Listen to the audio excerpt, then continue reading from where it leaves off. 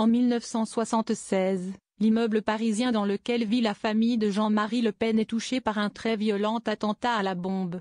Un drame qui ne fait aucun mort et qui va rapprocher Marine Le Pen de son père.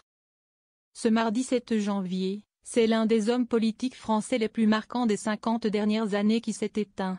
Jean-Marie Le Pen est mort à 96 ans et c'est toute de l'extrême droite française qui rend hommage à l'un des fondateurs du Front National, le parti dont il a eu la présidence de 1972 à 2011. Avant de laisser la main à l'une de ses filles, Marine Le Pen, devenue depuis la figure centrale du parti.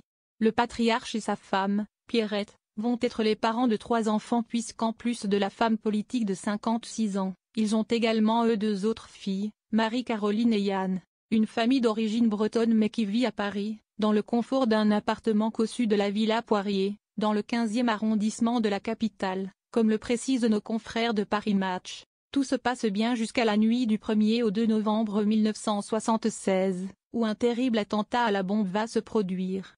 Marine Le Pen, qui a enfin réagi à la disparition de son père Jean-Marie Le Pen, n'a alors que 8 ans lorsqu'une charge de dynamite posée sur le palier des Le Pen souffle une partie de l'immeuble. Bilan, 6 blessés légers, dont un bébé sauvé par son matelas, comme l'indiquent nos confrères, ce mercredi 8 janvier. Un attentat qui change beaucoup de choses puisque Marine et ses sœurs vont alors être placées chez des proches du couple Le Pen. Les auteurs de l'attentat jamais retrouvés. Si Marine Le Pen a frôlé la mort ce soir de novembre 1976, elle en retire malgré tout du positif.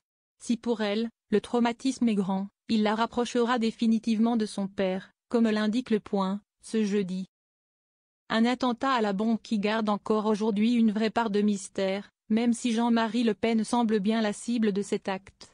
Les auteurs n'ont jamais été formellement identifiés bien qu'un comité antifasciste ait revendiqué les faits. Un épisode de plus dans la saga de la famille Le Pen, touchée depuis ce mardi par la mort de Jean-Marie Le Pen, dont la fille Marine Le Pen a appris la disparition par les journalistes dans l'avion alors qu'elle s'était rendue à Mayotte. Un âge vénérable avait pris le guerrier mais nous avait rendu notre père. La mort est venue nous le reprendre. Beaucoup de gens qui l'aiment l'attendent là-haut. Beaucoup de gens qui l'aiment le pleurent ici-bas. Bon vent, bonne mère papa, a écrit la présidente du groupe RN à l'Assemblée nationale sur X après la mort de son père.